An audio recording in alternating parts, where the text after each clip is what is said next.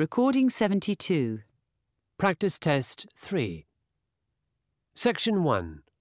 Curriculum Vitae. You will hear a man and a woman talking about a curriculum vitae, or CV. Read the example.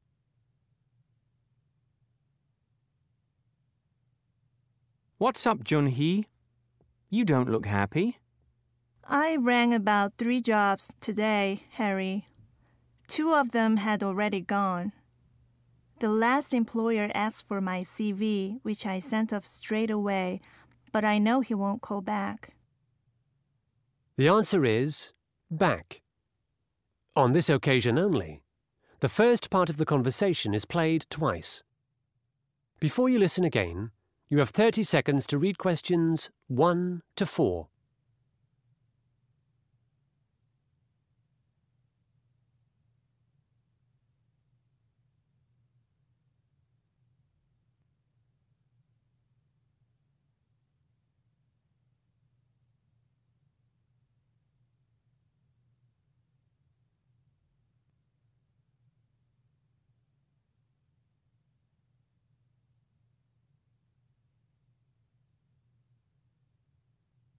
What's up, Jun-hee? You don't look happy. I rang about 3 jobs today, Harry. 2 of them had already gone. The last employer asked for my CV, which I sent off straight away, but I know he won't call back. Oh dear. Would you like a cup of tea? Thanks a lot. What I'd really like is some advice. I haven't had a single job interview in the entire month I've been looking for work, and if I don't find something soon, I'll have to borrow money from my parents again to continue my studies. I really don't want to do that. I saw your friend Fumiko today. Why don't you get a job with her in the cafe? I'd love to, but I've never worked in hospitality in any capacity. In fact, that's one of my problems. I don't have much experience at anything. I've only been a nanny for a summer in Paris just before I started my undergraduate degree. Didn't you work for your uncle in Seoul?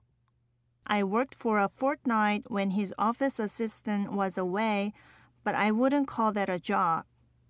What did you do? Photocopying and typing mostly.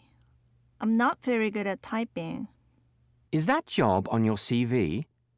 No, I was too ashamed to include it. Besides, what would happen if anyone actually gave me a typing test? I'd fail miserably. I've got an idea. Show me your CV and I'll help you redesign it. Would you, Harry?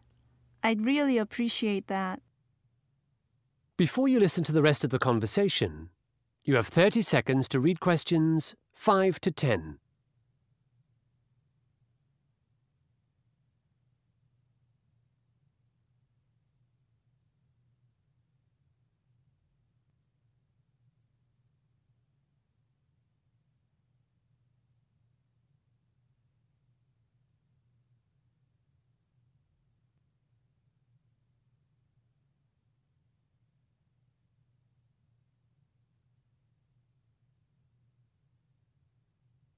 Looking at your CV, I do like the colours you've chosen. I'd certainly keep them. Do you know what I mean by the word font? The style of the letters, whether they are Times New Roman or Arial? Yes. You've got about 10 different fonts. I thought that'd show I had creative flair. It's fun to use a variety, isn't it? Fun for a party invitation. Stick to 2 fonts is my advice. All right. What about the content? You're a local lad. I expect you can give me some pointers about the content. Your education in Korea is fine, and so is being a nanny. In Britain, people don't usually mention whether they're single or married. It's unnecessary to include your hobbies, especially if they're dangerous. Are you sure about that? Doesn't snowboarding make me sound more interesting? Like a person who's looking for a challenge? No. Employers might think you won't find their job exciting enough. It seems we should cross off both my marital status and my sports. I can't see here that you're a master's student or that you've got a driving license. No, I didn't want to say I was doing a postgrad course because an employer might wonder why I'm applying for such a lowly job. I didn't mention being able to drive because almost everyone here my age can. Do I really need to spell that out? Yes. And you're fluent in Mandarin, right? Right. I studied in Nanjing for almost 2 years as part of an exchange program. My spoken Mandarin is pretty good, and if necessary, I could brush up my writing. I used to know about 2,000 characters. I picked up some French while I was nannying in Paris, but I'm hardly fluent, and I doubt it would be useful to an employer here. So, let's add driver's license and 3 languages as your skills. We'll forget about your being single and the snowboarding. Let's keep the blue, put all the text on the left, and reduce the fonts. Thanks, Harry. That's much better. You now have 30 seconds to check your answers.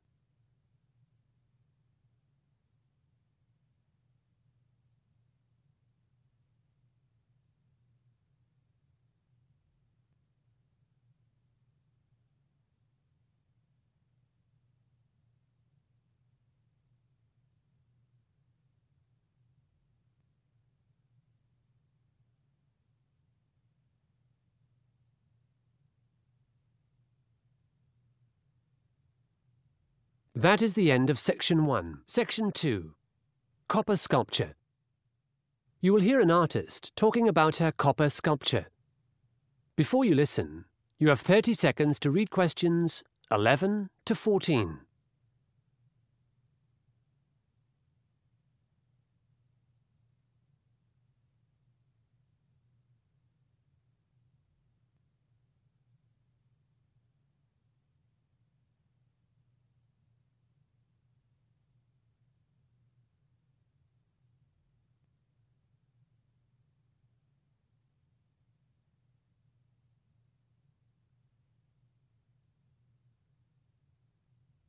And now on Art Today, I've got Michelle Blanche. Good morning. So, you're off to Italy tomorrow? Yes, I'm taking part in a major international art exhibition called the Venice Biennale. Congratulations. What work are you taking? 10 small copper sculptures that I'm just putting the finishing touches to. They're on the theme of people and pets. That's kind of a strange theme for a contemporary art show, isn't it? Perhaps, but I follow traditions that date back to ancient Greece. I believe in highly developed craft as well as accessibility to the viewer. Frankly, I find a lot of modern art has alienated the public both with its form and content. I'm trying to create something that people can easily respond to. So, why people and pets? You're not the first person to have asked me that question. Actually, I've never owned a pet myself, but last year I saw an amazing TV program about a general hospital in Calgary. Volunteers take dogs onto wards there during visiting hours, and the presence of the animals has been found to improve patients' health significantly. Raising the spirit does wonders for the body. It seems that people heal faster if they can be around an animal or if they have their own pet, so I decided to explore this in my artwork. Interesting. Who buys your sculptures? I've sold to both private art collectors and public museums. All up, about 20 of my small works have been purchased by individuals. The Lightfoot building downtown has one of my early copper pieces in its foyer. You can see it through the window from Brook Street. And 2 regional museums have bought large bronze sculptures that I made in 2011. And you've just been asked by the mayor to produce a statue, right? Not the mayor himself, but a local council. The council had a competition for a work based on local history, which I won. I'm making a sculpture for a square downtown. It's my first major outdoor commission, so I'm very excited. Anything to do with animals? Yes, it honours a dog that saved a girl in the river. Everyone in the city knows this story. It's practically a legend, but there's not one memorial to this incredible act of devotion. Before you listen to the rest of the interview, you have 30 seconds to read questions 15 to 20.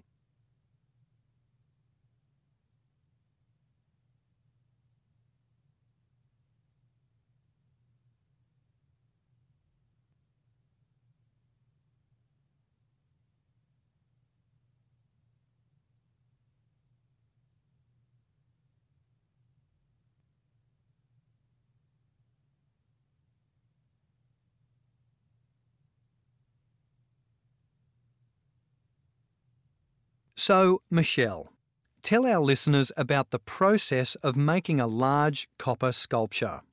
For me, the process is as remarkable and as enjoyable as the finished product.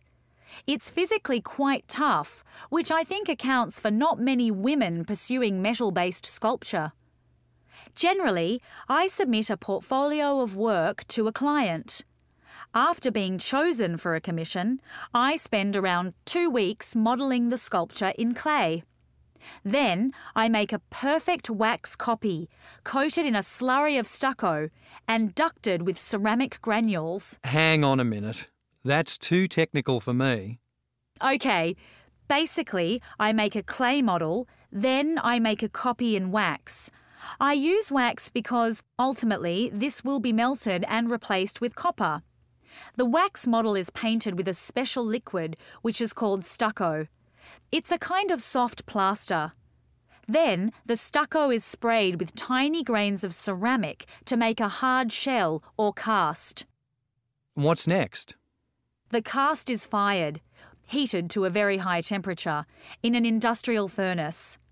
My studio is in a disused boiler-making factory, and I'm very fortunate to have this furnace.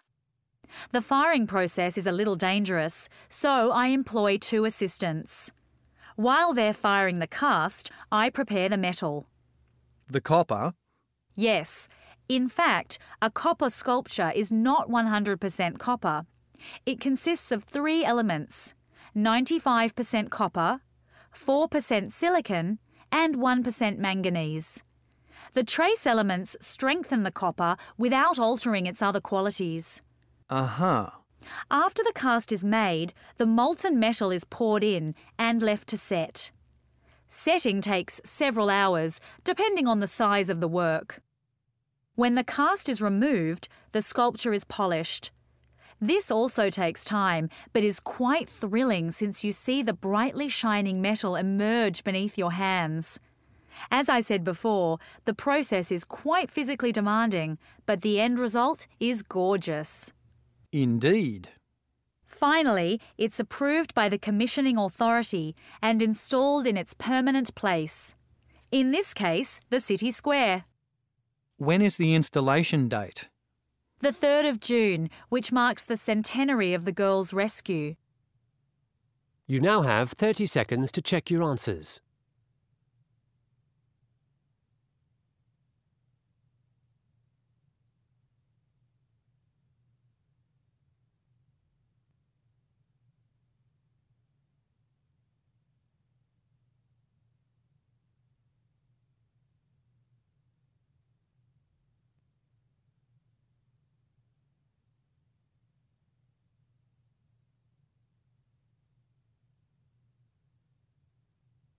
That is the end of Section 2.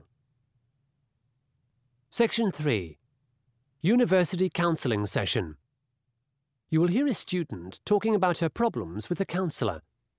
Before you listen, you have 30 seconds to read questions 21 to 26.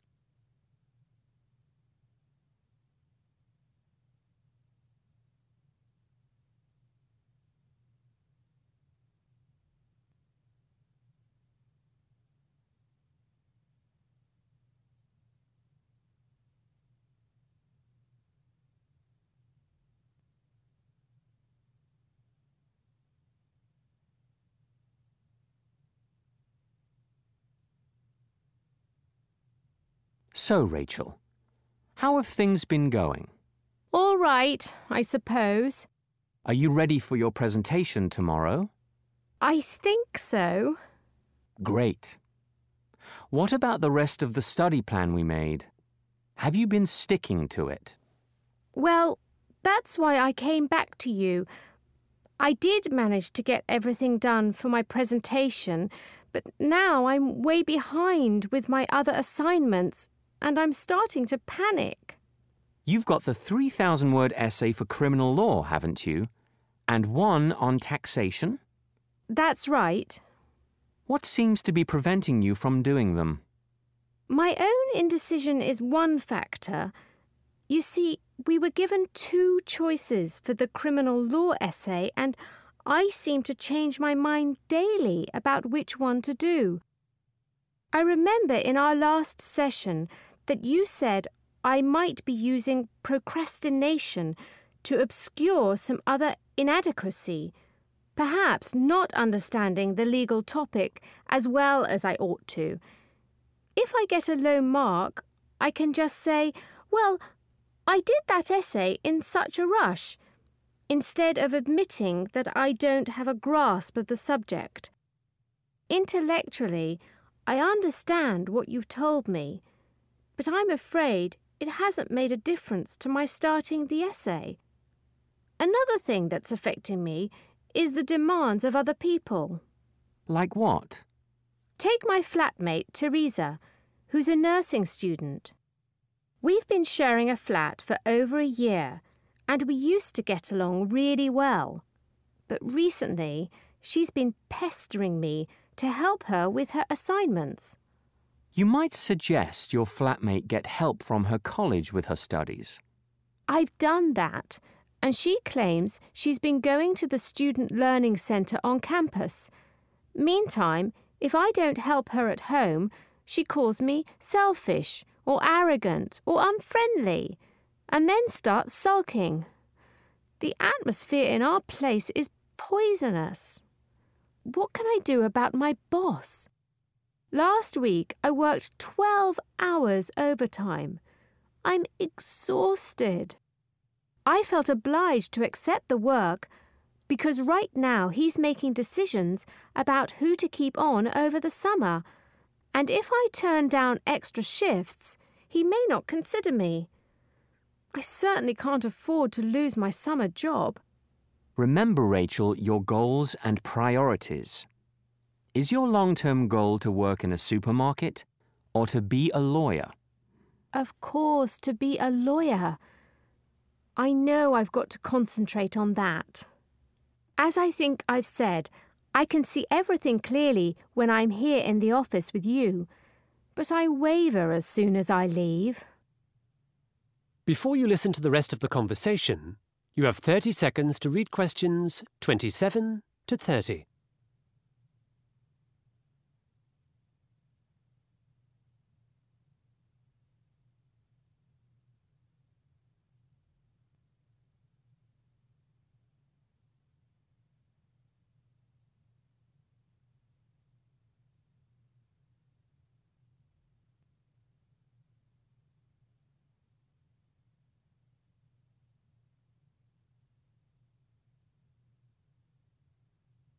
You wanted to talk about your ex-boyfriend, Dan.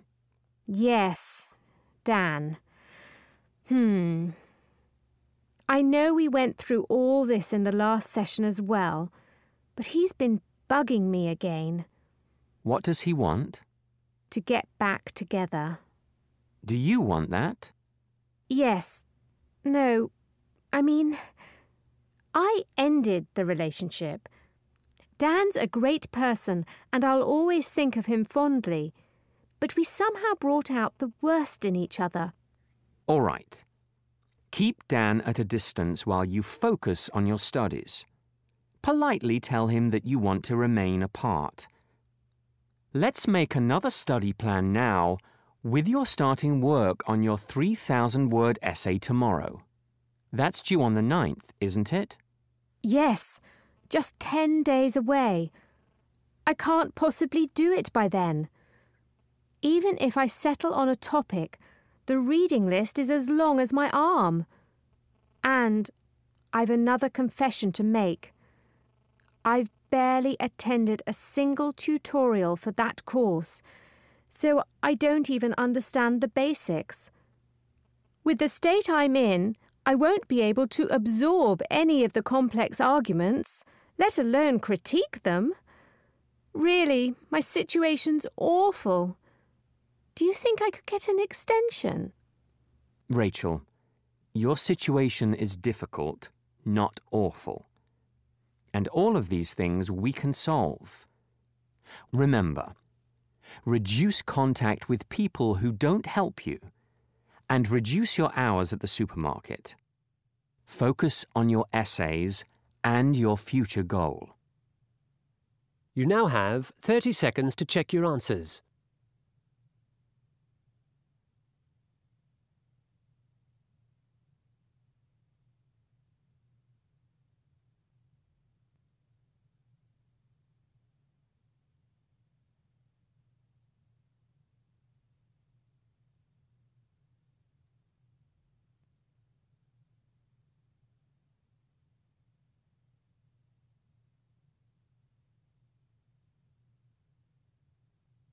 That is the end of Section 3.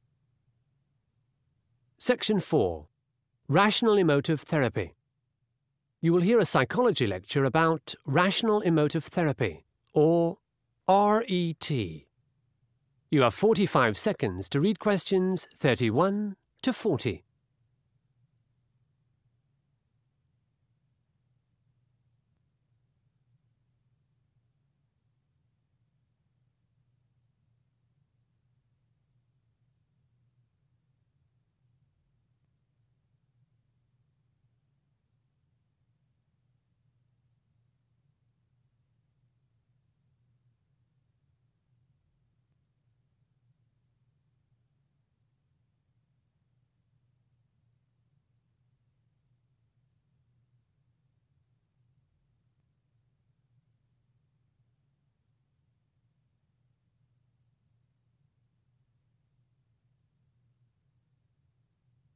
Good afternoon.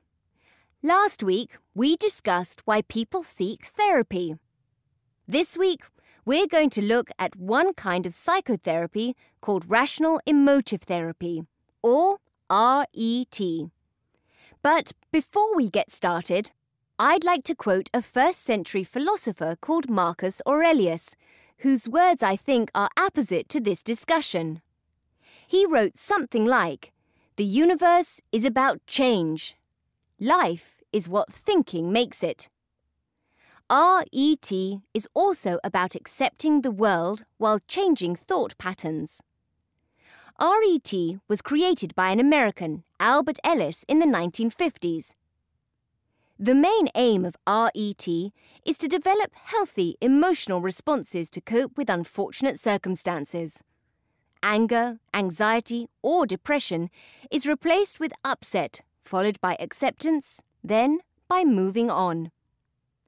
Let's take the example of a person who is involved in a car accident. Of course, your physical injuries are your primary concern, and satisfactory medical assistance in hospital is critical. But how fast you heal after that assistance is not only determined by the kind of medical care you have received, but also by your attitude. You probably had no control over the accident, but you can control how you feel about it afterwards. Anxiety, guilt, and even rage at others involved are all mental states that you can overcome. Here's another scenario. Your sister borrowed some money from you a year or so ago and hasn't made any effort to give it back. A well-balanced person thinks, "Oh dear, never mind." But an unbalanced one says, "My sister should give me my money back. She mustn't do this to me." Or, "She's always been so selfish. She never treats me well." Now, people, including your sister, are both good and bad, and they do change. Imagining how awful your circumstances are doesn't help. you're far more likely to get your money back if your sister knows you don't judge her and you avoid words like should, must, always, and never. One of Albert Ellis's fundamental beliefs was that too many people these days awfulize. Yes, he even coined the term to awfulize.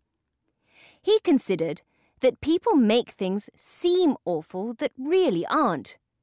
They disable themselves through anxiety rather than accepting the challenges there are in modern life. To introduce his ideas to the world, Ellis came up with the ABC scheme. In this, A stands for adversity, something out of the ordinary that causes difficulty. Ellis was convinced that when A struck, it was B, a person's beliefs, that often affected them more than A itself. This leads to C, or consequences. Some of these could be relatively minor, like headaches or skin disorders, but others could be serious and debilitating, like long-term mental illness. Ellis added D to his ABC scheme. This means a person distinguishes between awfulizing and healthy beliefs. During this process of distinguishing, a person's mental worldview undergoes a significant change, and as a result, he or she makes a genuine recovery. Albert Ellis set up his practice in the cosseted world of New York City, where the majority of his patients could afford superior medical care and probably hadn't really experienced any great trauma. So what if something really awful does happen? How would RET be effective with those sufferers? Quite a lot of research has been done on refugees from major conflicts. They appear to fall almost equally into two groups. One, the badly affected, and two, the largely unaffected. All the refugees lived through the same war, but they chose to be happy, or they chose to be sad. So, how does RET work?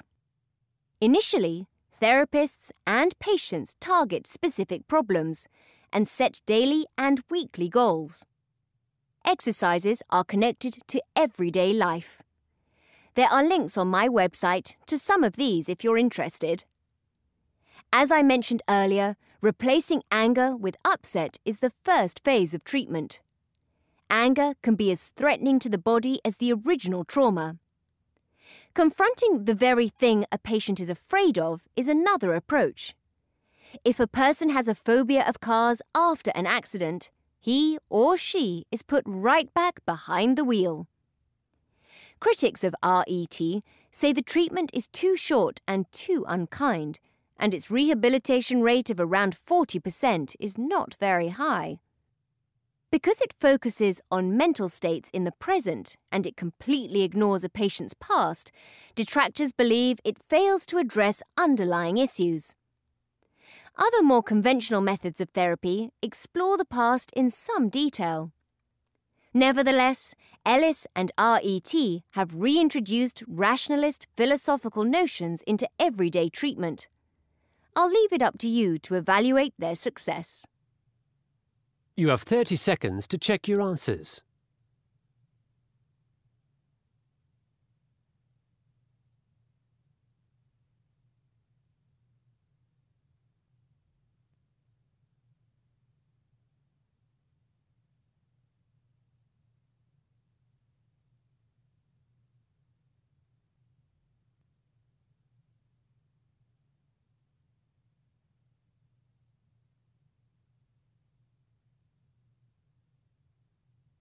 That is the end of section 4.